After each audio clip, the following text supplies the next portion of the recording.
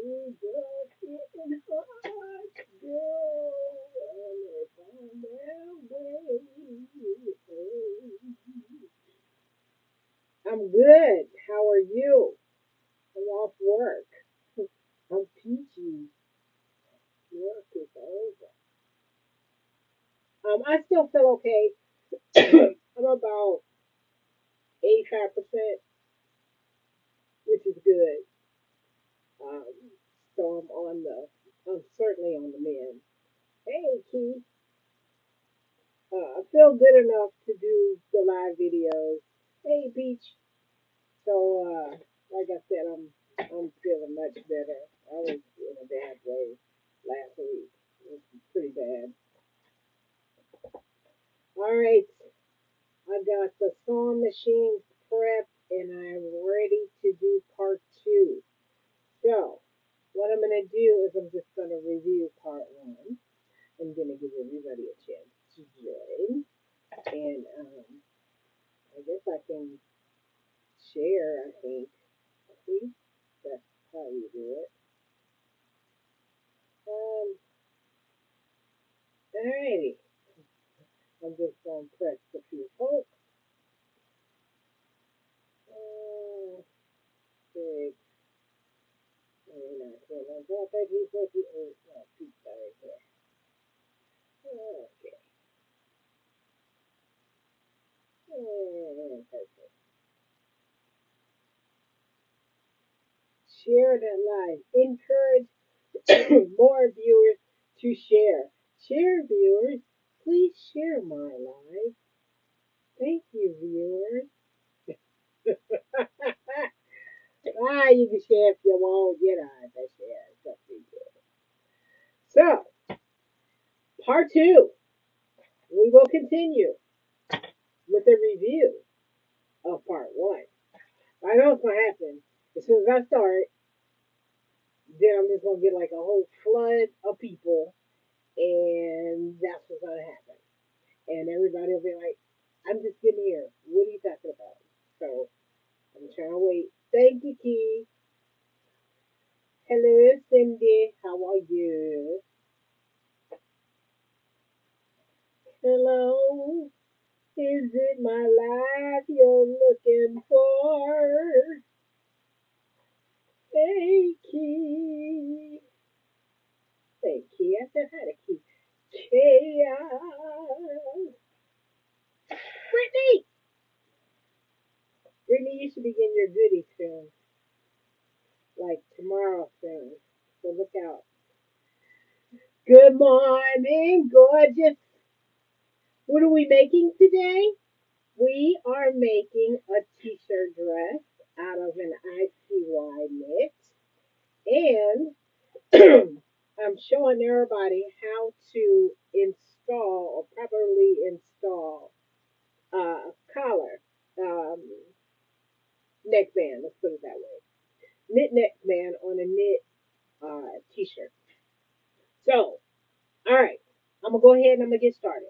Earlier, when I talked about the 85% rule on your garment, what you need to do straight out the package before you even, if you have a garment or a dress or a t-shirt, doesn't matter, that has a fold down collar, you want to add a collar band or even like a collar pipe. What you can do is straight out the envelope, measure off or draw the seam allowance as I did here. Okay. And the seam allowance is the end here because there's going to be a seam to put the two backs together. We want a seam allowance mark off the neckline and then right at the shoulder, there's a shoulder seam. So we want to know where the seam actually stops. So you do that on your front piece and you do that on your back piece. And what you do is you measure the distance around the front piece and the back piece at the seam line that you drew in pink, not the edge of the pattern because that's going to make your collar band bigger. We want the neckband to be smaller, so don't use that. Use the line that you drew to show to trace off the collar band. Okay, and when we did that earlier, excuse me, we said that this particular collar on this said dress, when I did it and cut it out in my size, was 27.5 inches all the way around my neck, right? And that includes the little drape because this neckline is low. It's kind of low and it's kind of far away, right? So what I'm going to be doing is putting on a band, and then when you put the band in, that closes it in just a little bit, but yeah, it narrows the neckline just a little bit. All right, so 27.5 inches. So we took the 27.50 and we multiplied that by 85%. Don't forget to do the percent sign, okay? You don't have to do points and decimals, just do 85%. And that's on your phone, on your calculator, multiply that by 85%. And the answer we got was 20, 22, no, 23 something. I wrote it down. It was like 23.2. But with that, I sound fuzzy, like my mic is covered. Okay. Probably because I have this power in here. Let me take the power point out. How's that? Is that better? Let me know if that's better for everybody.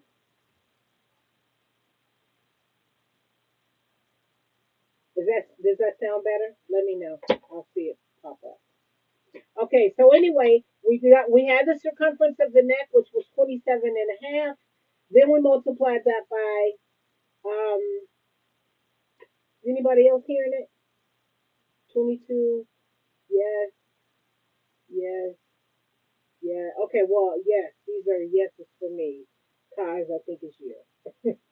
Okay, so Brittany just put the answer up, which was 2750 times 85%, 2374. And when you come with that number, you can round up the last number, okay? Or you can just take the decimal and change it into that number on that wonderful wall wax tape that's got all of the numbers and everything already on it. And me, I just rounded up to, oh, well, no, I rounded down. I took 23, then I added seam allowance. When you add seam allowance, add an inch and a quarter. That gives you seam allowance on each side. Okay, so when you put it together, you have your total seam allowance. Okay, now with that said and added, I took the brown piece that I'm going to use for my collar, for my neckband, put it down and cut it 23 or 24 point something inches. I don't know the exact inches, but I cut it 85% of 22.75. And I have it here. Now we talked about the standard width of the neckband, which is that little skinny pattern piece they send you. I like mine's minimum 2 inches wide, and this one is about 2 inches and an eighth. I like mine a little bit wider because what happens is when you start stitching, the seam allowance takes up some of that, and as well as when you fold your collar band in half. So I like my collar band to have a little bit of girth on it. To me, it just looks a little nicer, looks a little bit more professional, and then that really skinny, skinny band. And if I do a skinny, skinny band, it's actually going to be a binding. So I want to know the difference between the band and the binding.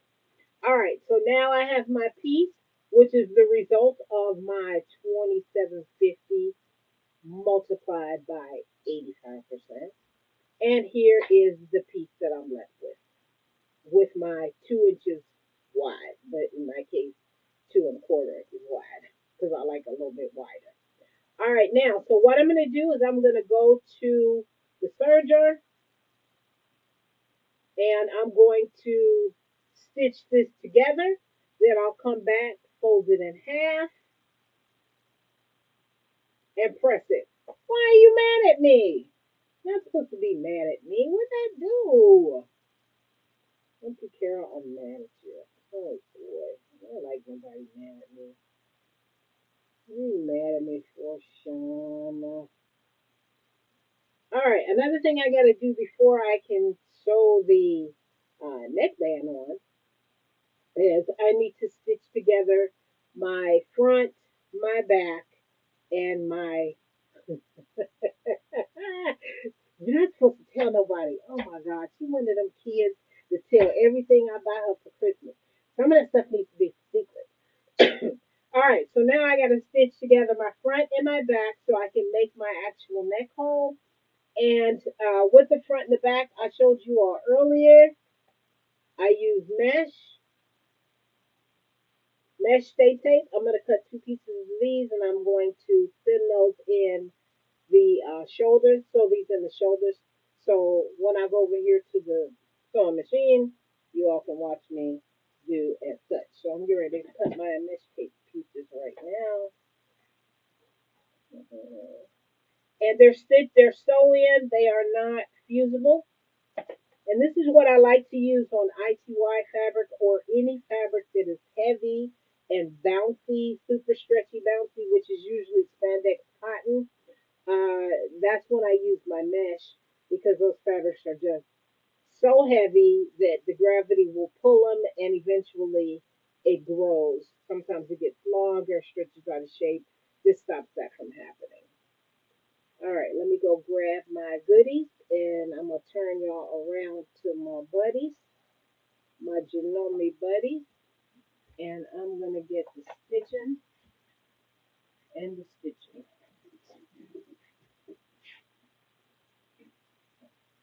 All right, so right now I'm just taking my girl off of, taking my dress off the dress form. And I'm just going to put this here. And then I got my back piece. I'm going to go ahead and stitch my back piece together. And I'm going to bring my camera down here.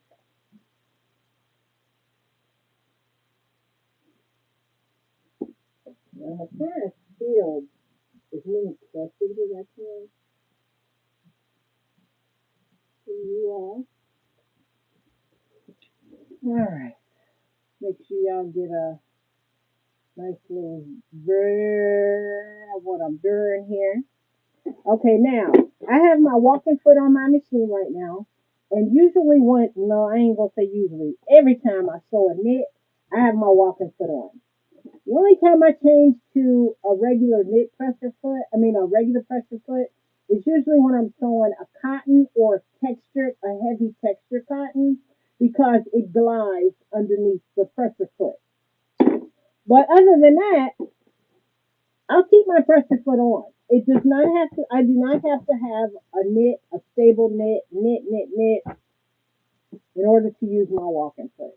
Some people are like, well, I only use my walking foot when I sew knit. No, I use my walking foot all the time. The only time I really take it off is when my cotton is textured, and then what happens is the walking foot has a problem with that texture, and sometimes it'll hold the fabric, and I don't want my fabric being stationary. So then I'll go ahead and I'll take it off. I'll leave it nice and close so I can get to it, but for this whole process, I'm not going to be using it at all. All right, now let me find my jig because I got to have somewhere to put pins when I'm sewing.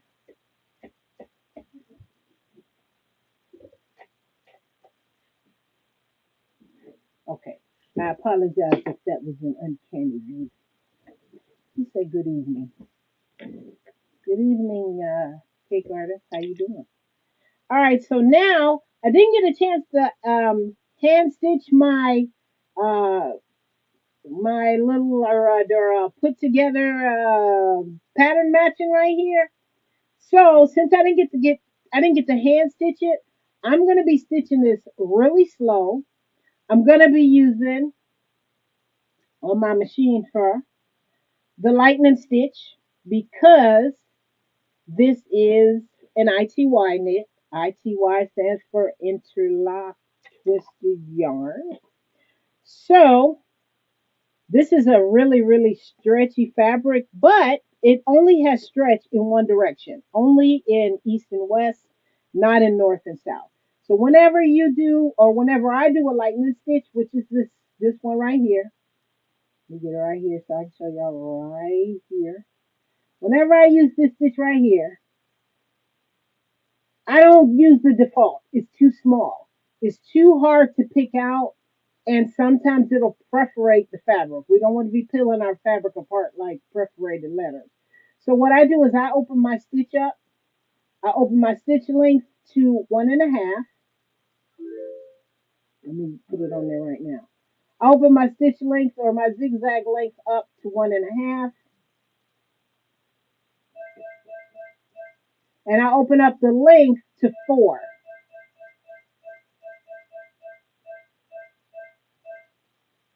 And this is what I use when I do my lightning bolt stitch. Now, when I prep my machines, I always test my fabrics that I'm going to be sewing. And let me show you guys the lightning bolt stitch on this setting. Okay, the first one here is the original setting. Let me turn this little light on.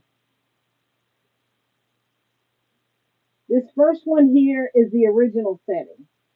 And you can see it's a little tight and a little tight and small. Then you can see, but the next two are with the stitches larger and wider.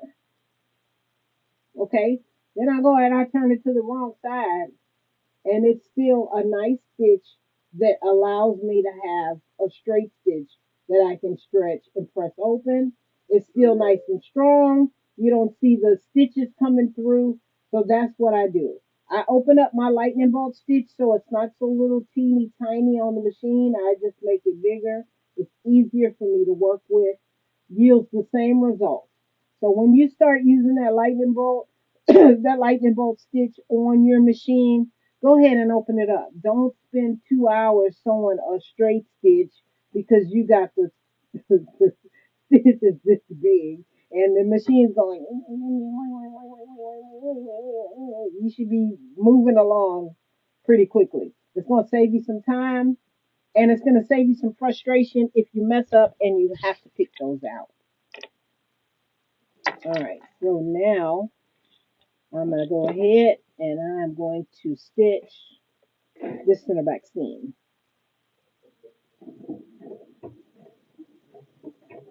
We'll jump back to the top.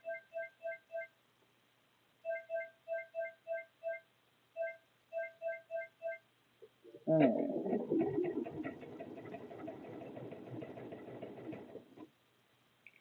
And actually, if you take a look, you can see my fabric is moving through at a really nice pace.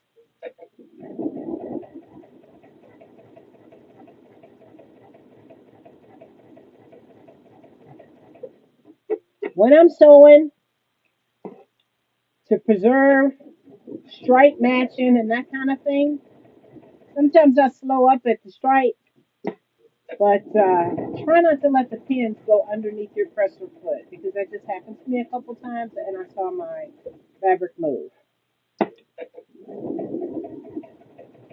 After I get done stitching this, I will be serging it because whenever I do ITY knits for a nice clean inside, I stitch and I serge, and it also adds stability and strength to the stitch, so it makes it look that much nicer.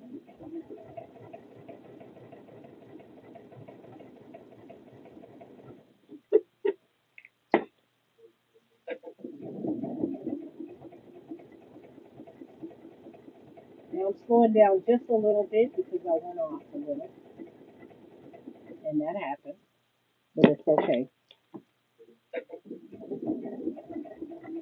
Now you can see I have my hands kind of far away from the fabric because I am a true believer in the machine will do the work. There is no need for me to push the fabric. There is no need for me to guide the fabric. And And cars, I know you over there talking some junk. Even if you don't have a Bugatti, I ain't always had the Bugatti. I did this on the Studebaker too. You just have to let your machines work for you. I am here to turn this machine on, and I am here to pick the outfit I want, but the machine is here to do the sewing. And I let it.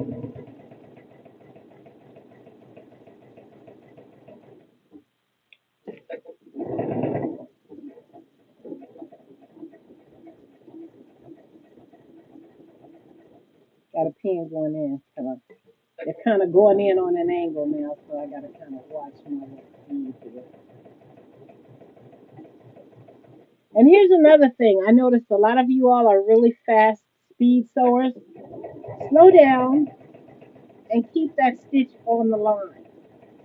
You'll eventually get to the end. Better a nice seam that you don't have to repeat than stitching fast and getting down to the end, and then you got to re-sew it again because it's off and it's wavy.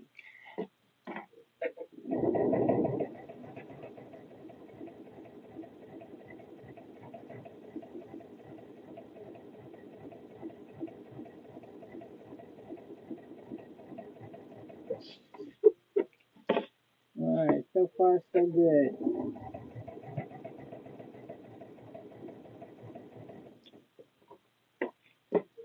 Whenever I'm sewing knits and I do any kind of basting or machine basting, I do use a straight stitch, and I pull a little bit when I sew. And actually, when you pull and sew on a knit, when you release it, the stitch actually looks like a zigzag. So that kind of helps you understand why the zigzags stretch as opposed to the straight stitches.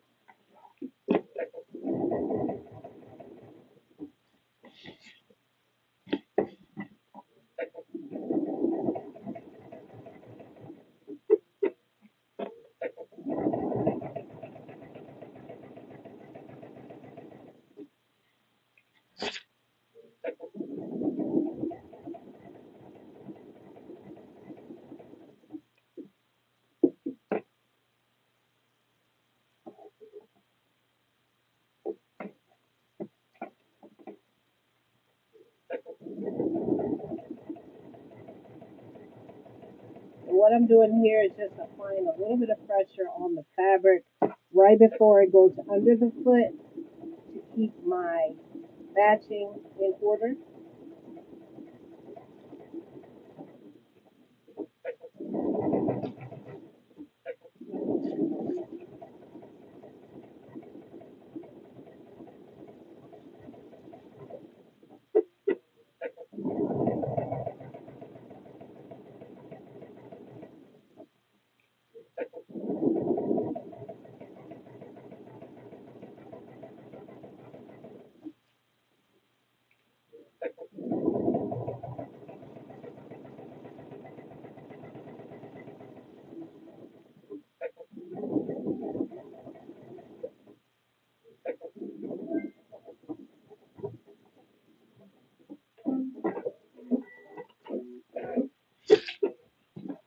All right, now here's my larger stitch.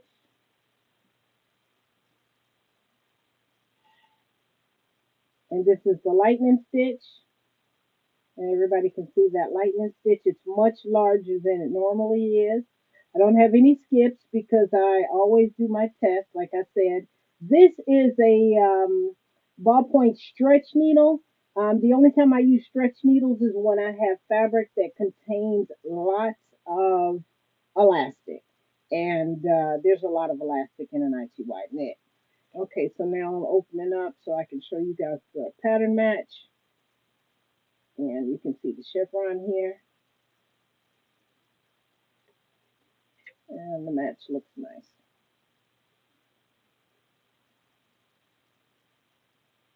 All right, so now what's left for me to do is serge this together. I'm going to go ahead and serge this. And then when I serge, I'll have the back neckline, and I'm ready to join the front and the back. So what I'm going to do is go over here to the sewing machine, put the front on my shoulder, the back on my shoulder, and how are my little things? All right, so I'm sliding around to the serger, y'all.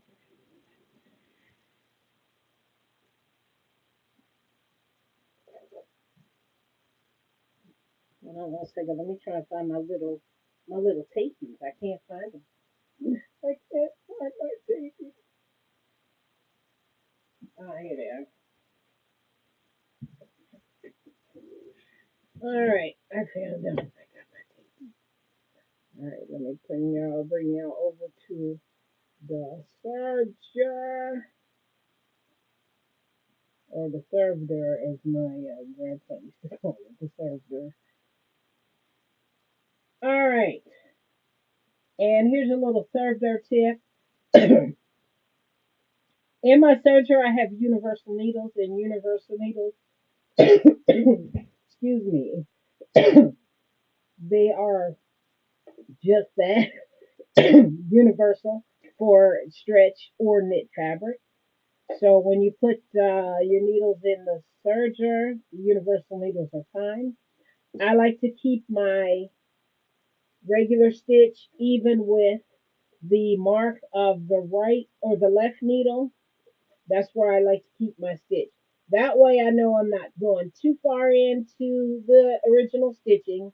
And then I just cut off just enough so it's not going to be bulk or a whole lot of extra, uh, bumps in this fabric because it is kind of thin.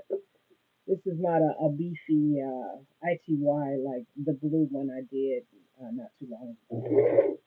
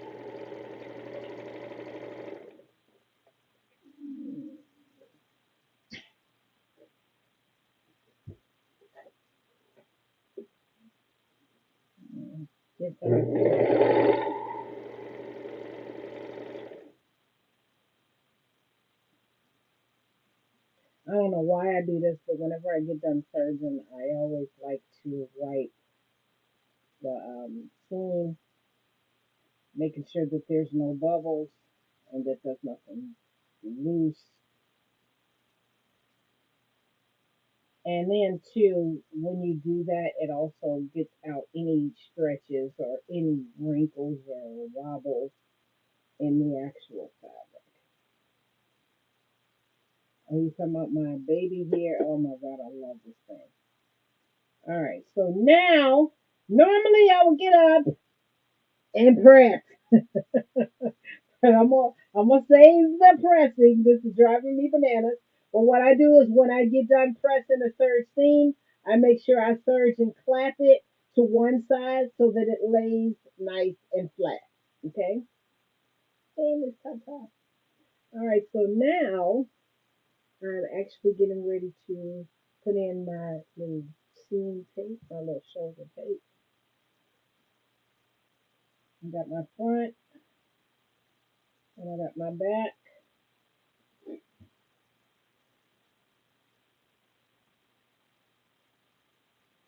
I'm going to connect the two. This fabric is like all over the place. And usually what I do with my matching, I'm not really one of those people that'll start at the notch and then pin.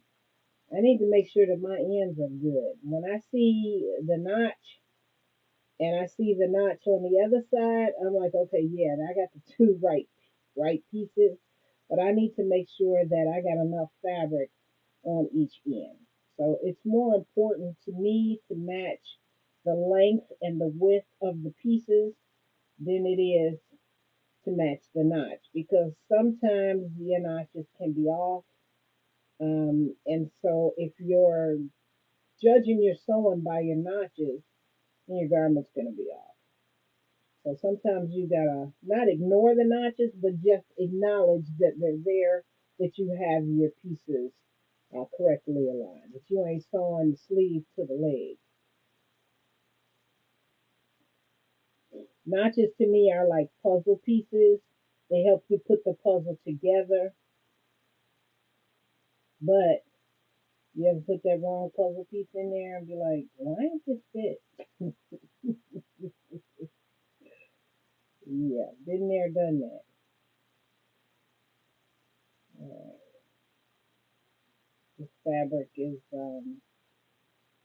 not really liking these universal pins. So whenever I get a fabric that's stretchy, usually an ITY, what I do is I'll screw the pin, I'll turn the pin like this, and that works it through without any issues. I don't poke it through, especially if I don't have ballpoint pins. All right, got my front and my back pinned together. Now I'm just going to put my tape right about the 5/8. And where do I judge my tape? If you're a super beginner, you can draw a line on the front and the back, and then that'll tell you where to put your tape. If you're a regular intermediate sewer or an advanced beginner and you know how to use your serger, lay your tape in between the two marks that indicate where your left and right needle are. There's two marks on your presser foot. Lay it right in that area, and then we know it'll get stitched. And if you cut a little bit off, that's okay. Always make sure that when you add mesh stay tape, that the stay tape is longer than the shoulder width, just in case you have some stretching while you're actually serging, you'll still have enough tape here to accommodate the stretch.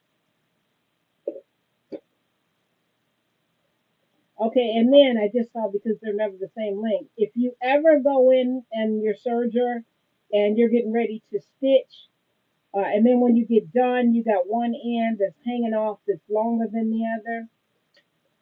What I do to keep that from happening, if I don't want to adjust my differential feet on the side, I lift my presser foot and I slide my uh, project under as far as it'll go before I cut it.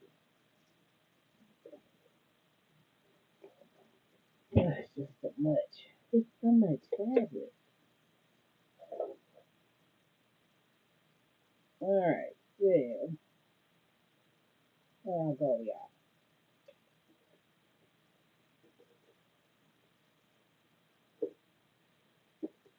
All right. Let me put that on there.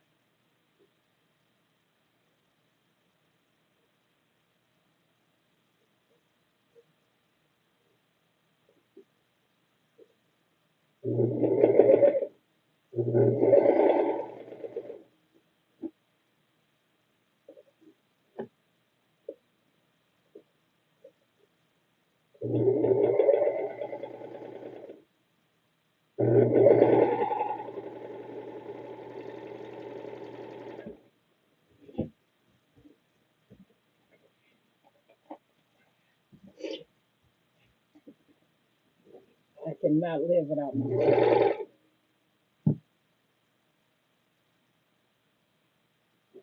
All right. There you go. You can see that in there now. So now all I'm going to do when I get to the iron is I take my seams and press them towards the back of the garment and clap it. Then I'll be ready to do my neckband installation. So and then this excess here, I'll be ready to clip that off when after I do my pressing and get everything right. I will clip it. Now, some people were talking about burying the stitches here. I won't bury this stitch. Normally you can take a pin and you can drag it through the seam here, but this seam is going to be covered by the neckline or by the sleeve. So I can go ahead and cut that off because that's going to be stitched over. There's no need for me to bury this. Same on the other side, okay? Save yourself some time, save yourself some bulk, and you don't always have to bury these seams. The only time I bury serge stitches is when I'm at the end of a garment or at the end of a sleeve that I'm not going to tuck or whatever. But if it's being stitched over again, no, I'm not going to worry about burying it. Okay? All right, let me do the other side.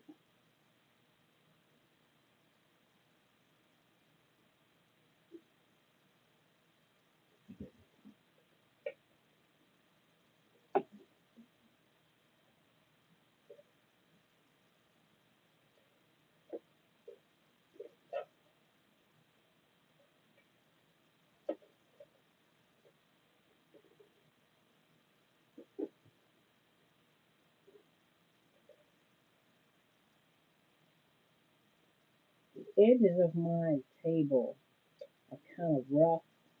I have to kind of watch it so I don't snag my fabric up. Nothing worse than snag fabric. Alright. Put my piece up under there, making sure I'm at my 5/8 line. And I'm on.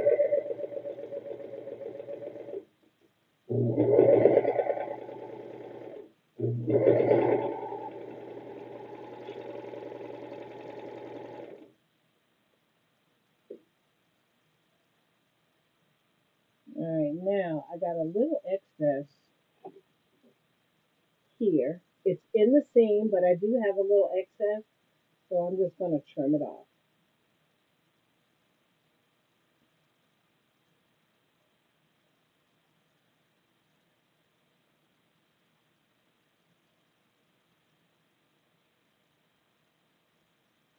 I'm just trimming it down right now. Normally I would have my applique scissors. If any of you all have duckbill scissors, that's what this is for. Okay, I just trimmed the excess off. Now I can go ahead and press my seams to the back. And this is the kind of stuff that adds to the look of your garment. I'm going to go ahead and trim this off as well on the other side. And when you do little things like this, that's an extra $5 an hour you could charge on that garment that you make up for somebody. When they look underneath it, they'll be saying, "Oh my God, it just looks so pretty." And you'll be like, "Yeah, give me my money." Okay, let's go over to the ironing board and then we'll be ready to do the neckline. All right, let me put y'all back on the table. I got my G feed on.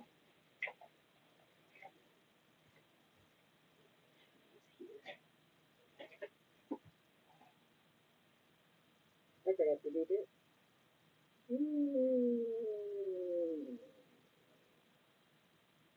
We're gonna go back and do that after I find.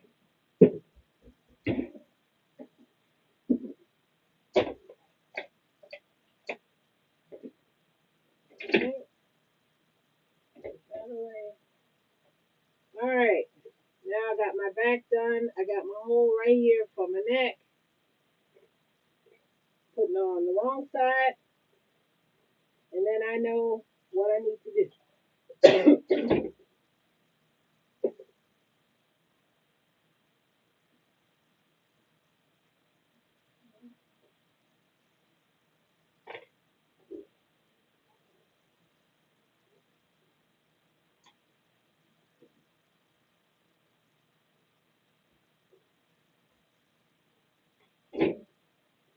put my clapper on so my fabric is cool. When your fabric is cool, then it stays. You don't have to iron it again. So take that extra time and save you more time in ironing. Take a long time to iron now. You don't have to do it later.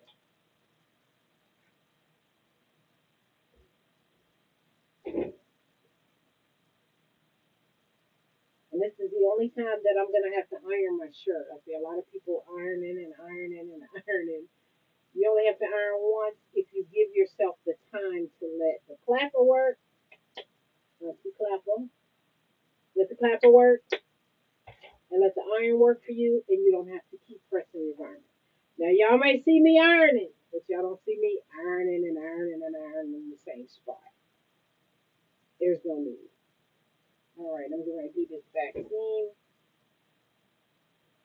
And the center back seam. I'm going to press it to the right.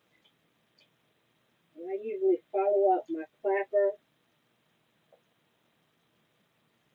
with my iron. The time it takes me to press and get ready for another one, it gives this a chance to cool off. And now I got a nice flat seam here.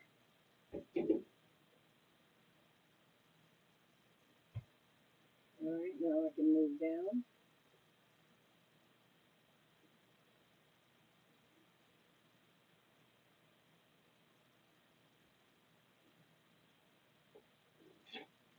And I'm just going to start where the seam's not flat.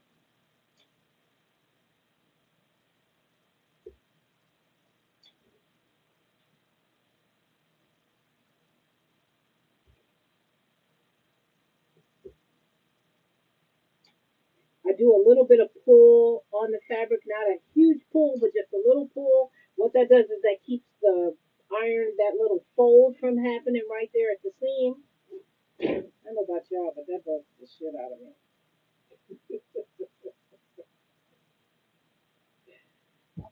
All right, and I'm going down to the last bit. You can actually see here the seam is nice and flat, and then you can see here up where I haven't ironed yet how the seam is sticking straight up.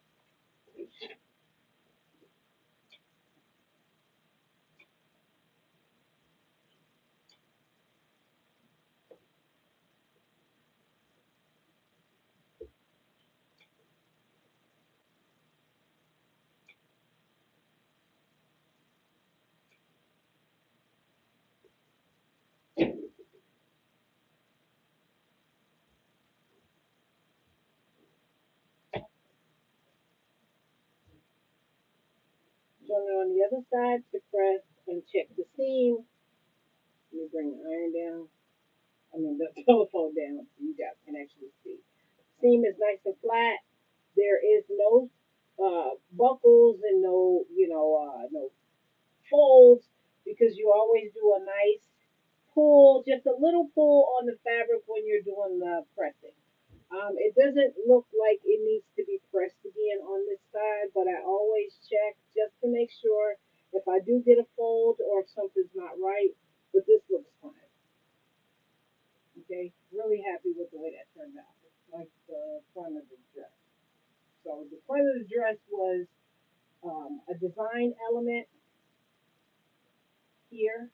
This is the front of the dress, and then the back of the dress actually has a seam to make it look like the front. All right, now I have the front and back pressed. Put my iron up, put my board down, and oh, let me iron my neckband. The neckband now I'm just getting ready to press in half. And this is a fabric that excuse me, looks kind of the same on both sides. So I think I'm going to go with the. I think this one side that's a little bit darker than the other, but I'm afraid of pilling, and it looks like the other side's gonna pill. Whenever I do my knits, I do not let them stretch. So I let this relax on its own. Then I'll go ahead and put the iron on it. I'm not pulling it. I'm not brushing it. I'm not stroking at it because all that does is causes stretching. There we go.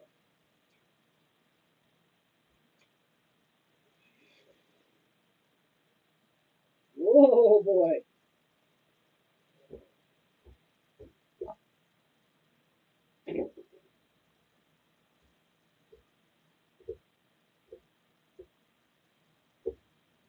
Okay, I'm done with the pressing. Don't have to press that anymore. And all I do is put these two together. And I'm just going to go to the sewing machine and stitch these together. I'm not going to serge it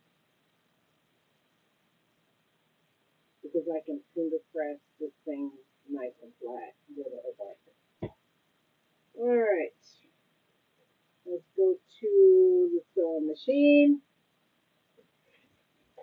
so I can press this piece, or that I can sew this piece. I just realized I said press this piece. I still have my wide zigzag on, my what do they call this on my lightning bolt stitch? Lowering my needle. Come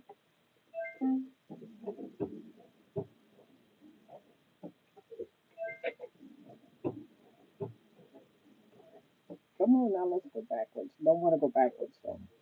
Don't force it.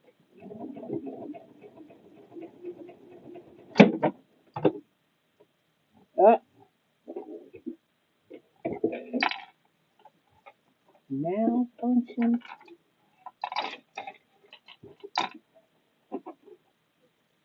Ooh, y'all. I just pulled out a whole bunch of dust.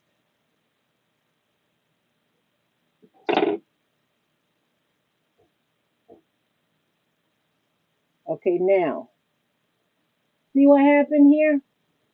I'm going to bring this down. So I'm going to kind of show you all what I'm going to do in this situation. All right, now, it ate the fabric, and it's probably because this machine is a little on the dusty side. So instead of me cutting a brand new neckband, I'm going to work around this.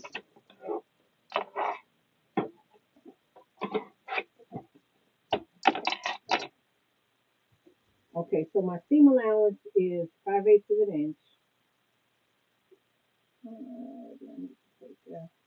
Yeah, my seam allowance is 5/8 of an inch.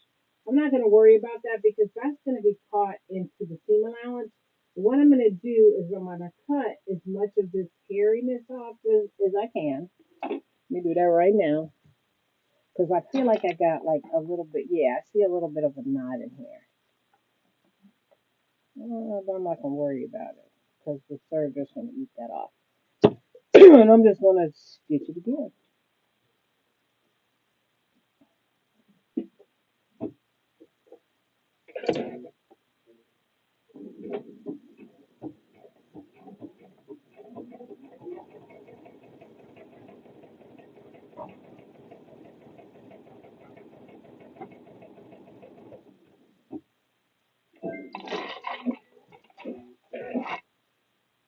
Yeah, there we go. So now I'm back on track. Don't ever let this kind of stuff freak you out or scare you or feel like you gotta, oh, I gotta do something else. Because if you're doing a job and you're sewing for somebody, you may not have time. So what you gotta do is you gotta put your thinking cap on and say, okay, well, how can I work around this, or how can I make this boo-boo work for me? What can I do? So just make sure you think about it before you move forward, and then you don't have any issues or problems. As you see here, when I put that on my sewing machine or my serger, that's going to get covered up with stitches or gonna get cut off, so I'm not even gonna worry about that. All right, now, whenever we get ready to add a neckband to a t-shirt or dress, the best thing to do is to set your neckband in quads or fours, okay? We have the center back seam. We know that goes to the center back, so that's going to be quad one, right? So you can put a pin in it. Then for quad two, what you do is you fold right here at the fold right here at the center back seam, and then you just not pulling the fabric, but you just fold it and you find the center front, okay? Because the center front is obvious, or it's opposite. I'm sorry. What I like to do to the center front is I like to put a clip in it. I don't put a pin in it because sometimes the pins drop out. Then you lose your place, and now you're working with time, okay? So I put a clip in there. Now I know where my center front is, okay? So I got my center front and center back marked.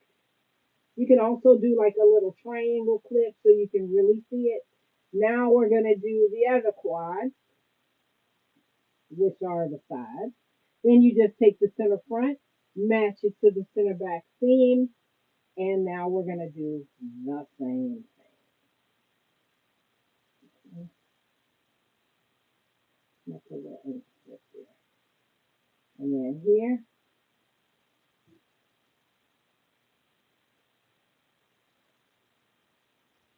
All right, so now I have my markings for where I marked, where I put my collar, center front, center back, at the quad markings. Now, necessarily, depending on the type of garment that you're using, the quads on your garment may not be at the shoulder seam.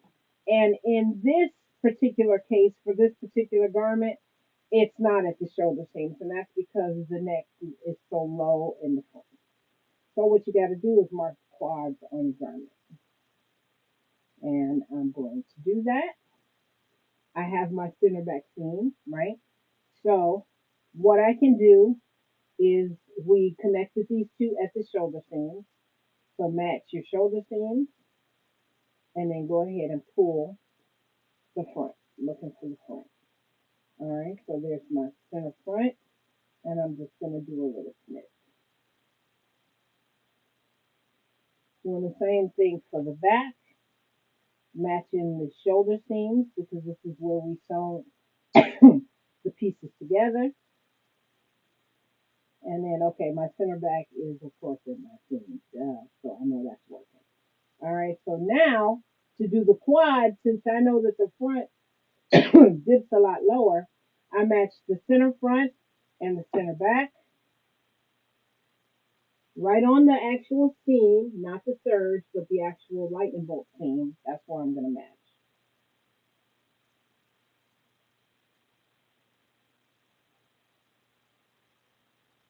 And then I can go to the side and letting it drape naturally.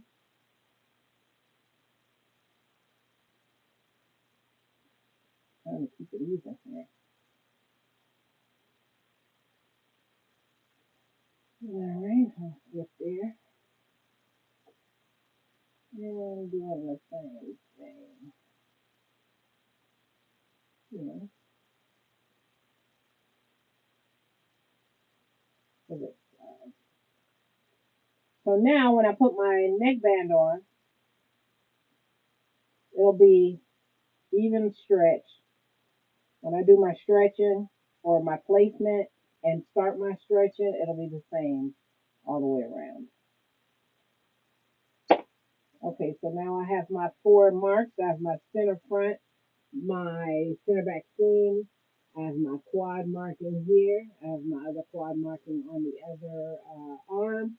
Now I'm ready to place my neck band. So at the neck, I'm going to match the center seam, the center back seam, and the neck goes on the outside because when I flip it up, the raw seam will be on the inside of the garment.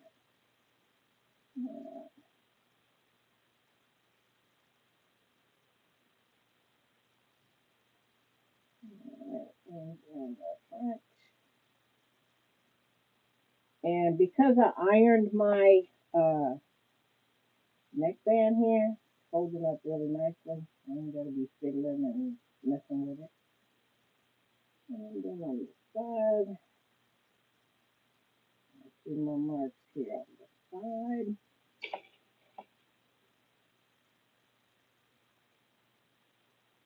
And then on the other side. There it is.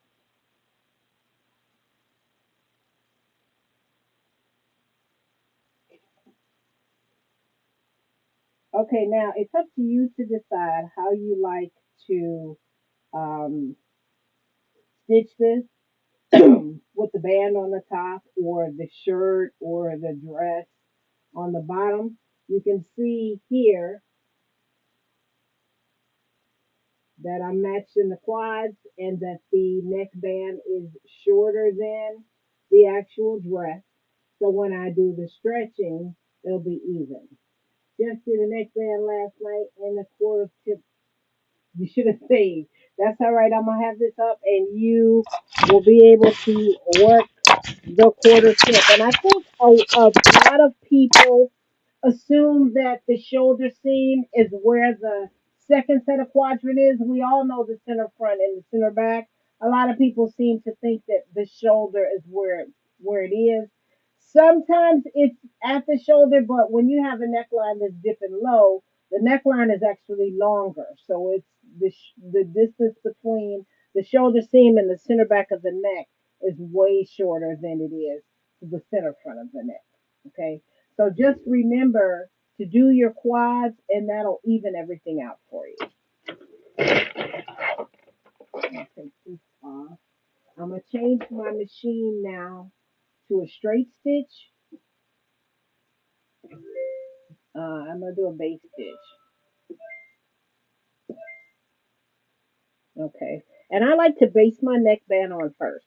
You don't have to. You want to go ahead and serge it on, you can, but I like to base mine on because I don't like to do these twice. So I take my time with them. I start at the center back and I stretch the neck gently just to match my base stitch. My base stitch, I usually just go on a quarter of an inch. I don't usually do the seam allowance. I just baste it on. I let my presser foot ride on the edge of the fabric, and that's usually where I start. Let me get you guys a feel here of the machine, and let's lower that needle. Always lower your needle before you take these needles out. I'm going around my free arm, making sure that when I pull, it's nice and even. And what I usually do is when I pull only the top, I set it down, make sure it's nice and even because on that curve, sometimes you can get a little trick on that curve. Then I just go in and I pinch and I stitch until I get to my finger.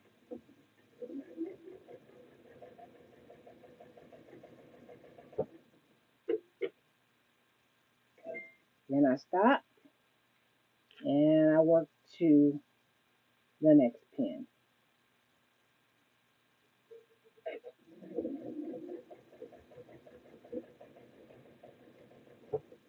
Then I stop.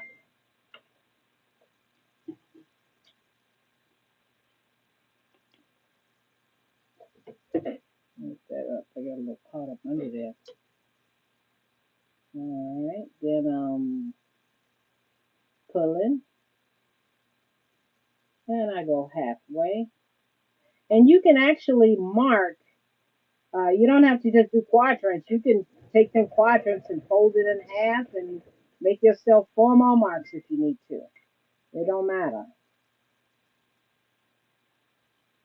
Alright, take that pin out. Now I'm coming around the front of the garment.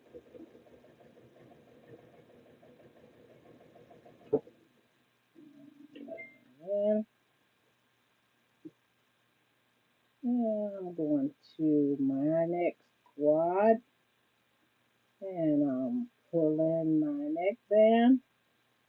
the center and stitch. With my finger.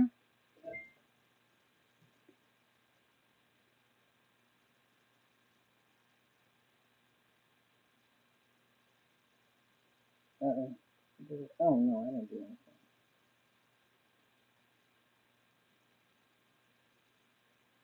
And my last quad. Run that out.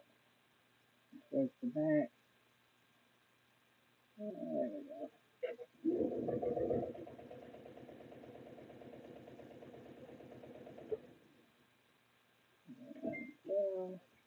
Now I'm on the last part of my journey here, making sure my seam allowances are going toward the back of the garment. You should never have to put a tag in your garment to tell you the front or the back. All your seams should always be pressed to the back of your garment. The tags are for vanity only. Okay, so now the collar is basted in, but I'm not done. But we can see because of 85%, I don't have any wrinkling in my dress, right? No wrinkling on the back. Is there wrinkling on the back? Oh no, that's fine. So now what I'm ready to do is I'm ready to serge and then stitch down. And me, myself, I don't particularly care to top stitch on the outside. Sometimes I do, but for this particular dress, I think if I top stitch it, that might kind of bring it down a little bit on the casual mark. You say you put a tag in sometime. I put a tag in the pants so I'll know where the back is. But usually if I'm making myself something, I'll skip the tag. All right, so now I'm gonna head over to the serger and I'm gonna serge this down, and then I'm gonna come back and do a stitch that'll lower it to the sewing machine. That'll lower it to the neck. I said to the sewing machine. All right.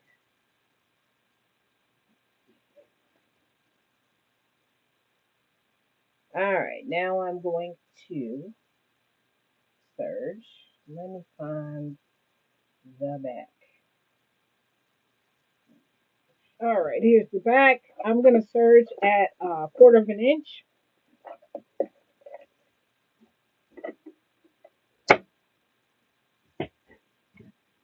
All the way around. And I'm going to be doing some stretching while I'm sewing because I don't want any wrinkles while I am stitching.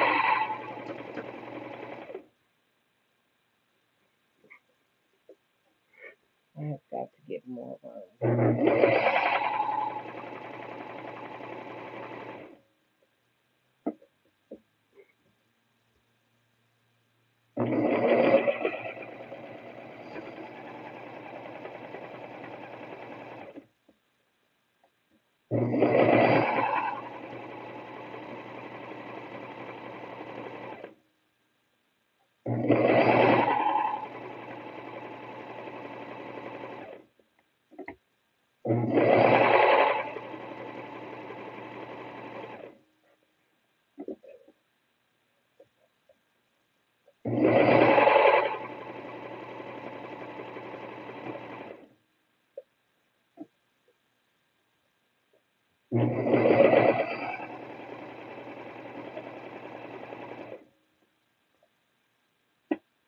And all that I hear is now when you get to the end of your serge,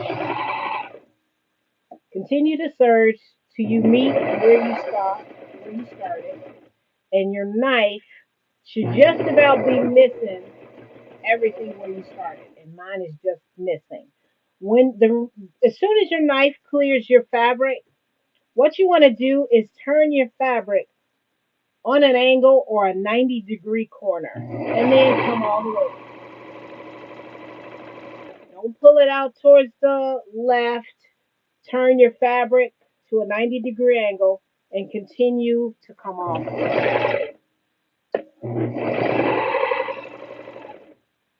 What that does is that gives you a nice straight edge. So now all we got to do is either bury this or cut it off. Okay. I don't have to worry about, rounds or, my fabric being drug over. Sometimes you get that big piece of fabric uh, when you bring it off the surgeon.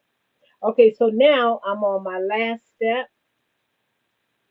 I'm on my last step. And my last step now is to go to the sewing machine and to stitch down my collar at 3/8 of an inch. And when I do my 3/8 of an inch all the way around, I'm going to have an even, nice fitted collar band all the way around. This is how you get the even to happen. Not on the serger. The even does not happen on the serger. Okay, so now I'm just going to turn my collar band in. And I'm going to do this with the collar facing up.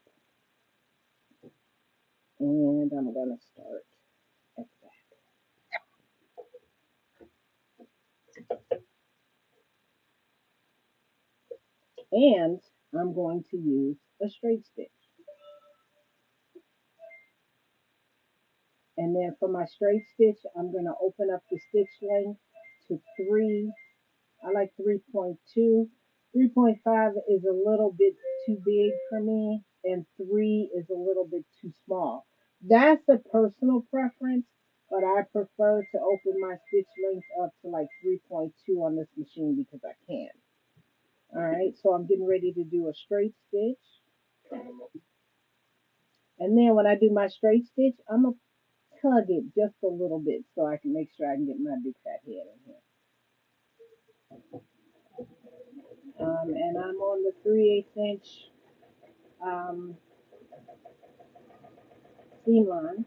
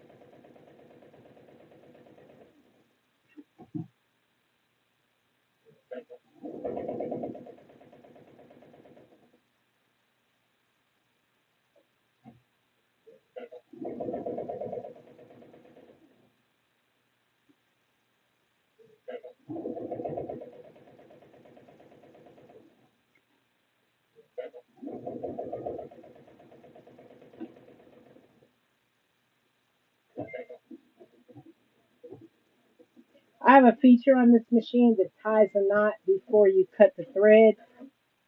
When you have those kind of features on your machine, make sure you use them because what they do is they bury the thread. You don't have to worry about long threads out on the wrong side of the fabric.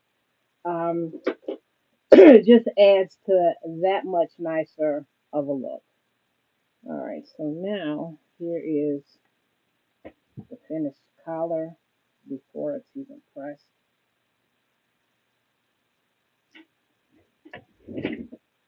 There you go. And I haven't even pressed it. All right, see that? No stretching, no bubbling on my garment. You just have to take your time and do it right. And then the next thing I'll do is take this to the iron and I'm all done here. Okay? Probably could have used some some brown thread. But you know what what I'm gonna do is I'll just stitch on a piece of fabric to bring it down and cover it up. That's it. Does anybody have any questions? I'm going to save both of these parts, part 1 and part 2, um, on my YouTube channel. and I'll put a link in my description box or in my feed.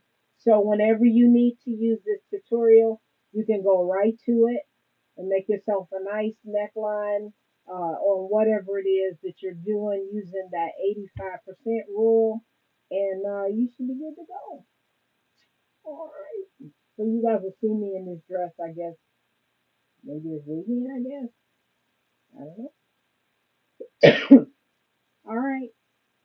Hope y'all enjoyed it. Came out nice. Don't forget about that.